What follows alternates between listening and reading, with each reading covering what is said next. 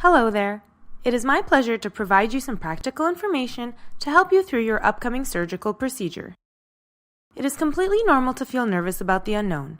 Together, we will explore how to best prepare, what to expect, as well as the best way to become involved in your recovery of your upcoming surgery. All information presented is recommended and supported by a critical review of the medical literature, including the recently developed pathway called ERAS, standing for Enhanced Recovery After Surgery. When compared with traditional operative care, using aspects of ERAS has been associated with decreased pain and length of stay in the hospital after surgery, while simultaneously improving patient satisfaction and quality of life, thus enabling you to recover more quickly and resume routine activities in a more timely fashion compared to standard surgical care. Benefits have been reported for patients undergoing colorectal procedures. Planning for your procedure and going in as healthy as you can will have a positive influence on your recovery. Pre-operation information and surgery guides have been shown to reduce fear, fatigue, and pain while speeding up the recovery process. Like a marathon, a surgery is something that is best approached when one is prepared and takes the appropriate measures to recover from such a physically and mentally draining day. You should spend the time before the procedure being as active as you can, whether that involves going for short walks or exercising, eating right, and getting a good night's sleep. If you smoke, you'd benefit to stop as soon as possible because smoking can cause problems with breathing and recovery from surgery. If you drink alcohol, you may want to moderate your alcohol consumptions for a few weeks prior to surgery and avoid any consumption 24 hours prior to surgery, as lowered alcohol consumption can reduce post-operative complication rates. While certain healthcare teams have their own practice, ERAS recommends consumption of solid foods up to 6 hours prior to surgery, clear liquids up to 2 hours prior, and encourages preoperative carbohydrate loading, a strategy utilized by marathon runners to maximize the storage of energy in their muscles and liver. You can drink clear liquids such as water, black tea, black coffee, or apple juice up to 2 hours leading to surgery, but no liquids such as milk or orange juice are allowed. Preoperative carbohydrate loading can be started the night before surgery, as it is recommended you drink 800 ml of apple juice around 10 p.m., which makes 3 to 4 glasses, and 400 ml of apple juice 2 hours prior to your surgery, about 1 or 2 glasses, which will aid improve recovery, as has been found to be significantly correlated with a reduction in length of hospital stay of about 1 day in patients undergoing major abdominal surgery. Before surgery, patients should shower or bathe their full body with 4% chlorhexidine gluconate soap the night before and the morning of the surgery, as this has been associated with a lower risk of surgical site infections for patients undergoing abdominal procedures. Do not shave the region where you'll be operated on, as this will be done for you at the hospital to avoid any irritation. The day of surgery. Try to bring a family member, a friend, or someone to assist you. You won't be allowed to drive after outpatient surgery or even after a few days in the hospital, primarily if you're taking pain medication. Plan to have someone take you home. Wear comfortable clothing. Wear or bring loose-fitting clothing. Your body might be sore or swollen from surgery, or you may have bulky bandages over your incisions. Leave jewelry and valuables at home. Bring toothpaste, toothbrush, pajamas, denture cup if necessary, and any medications that you take regularly in a labeled pharmacy container approved by your healthcare provider. You may also choose to bring compression stockings to wear on your journey home. On the day of the surgery, the healthcare provider who will admit you will likely check your temperature, blood pressure, pulse, and breathing, review your medication, and help you get ready.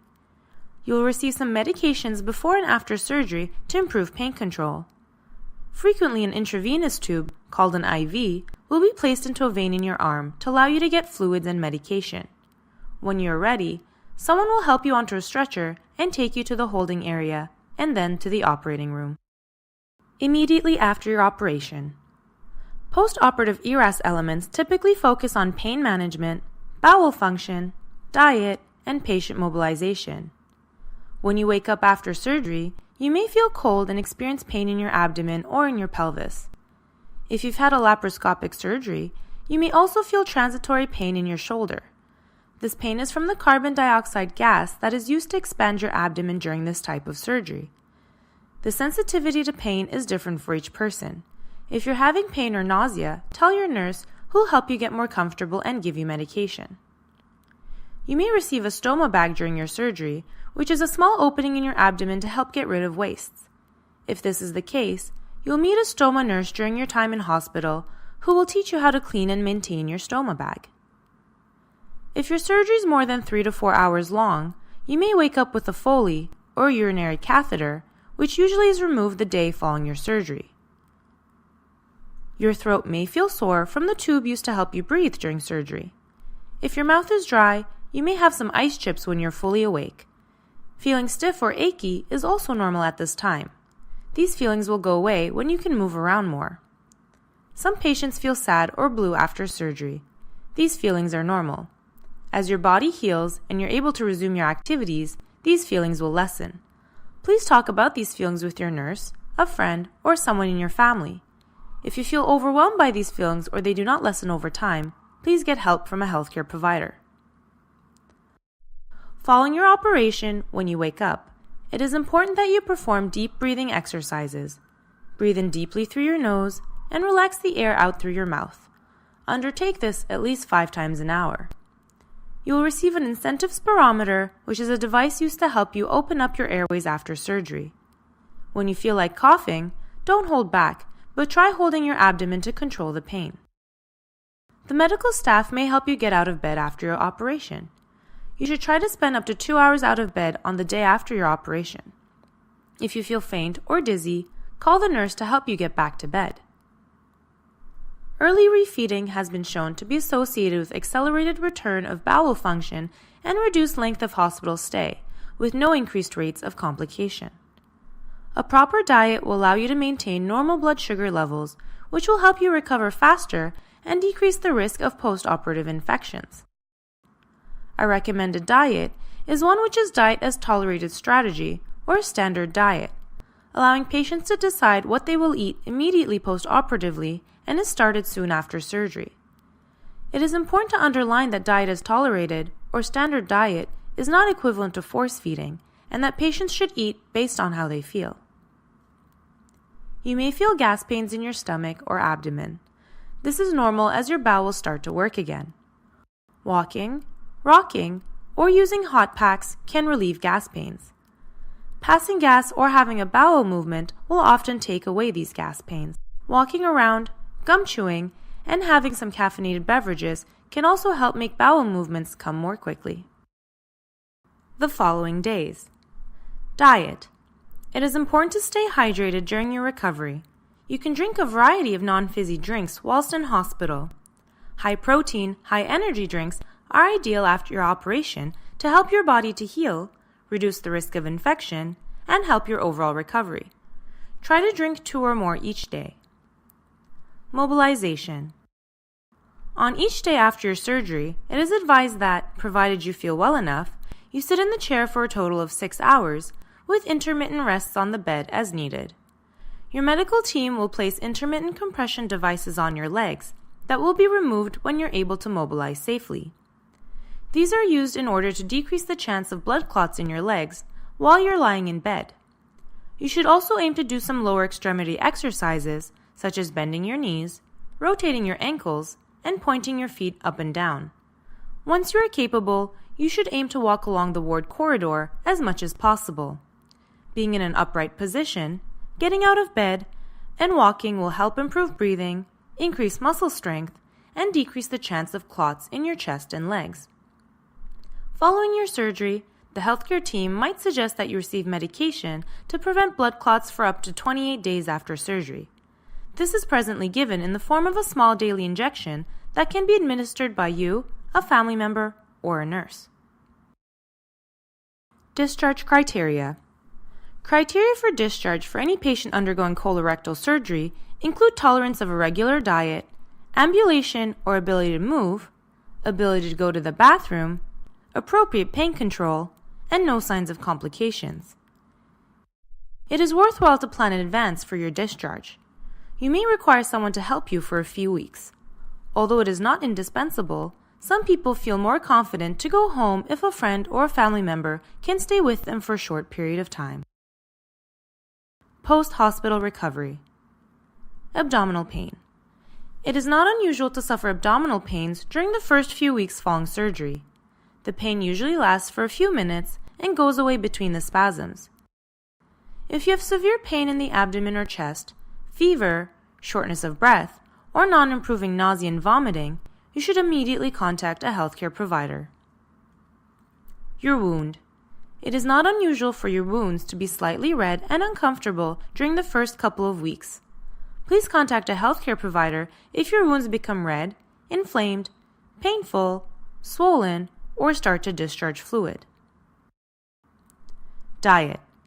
A balanced, varied diet is recommended. Try eating 3 or more times a day. You may find that some foods upset you and cause loose bowel motions. If that is the case, you should avoid those foods for the first few weeks following your surgery. If you're finding it difficult to eat, it is still important to obtain an adequate amount of protein and calories to help your body heal. You may benefit from having 3 to 4 nourishing, high-protein, high-calorie drinks to supplement your food. If you're suffering from diarrhea, it is important to replace the fluid loss and to drink extra fluids.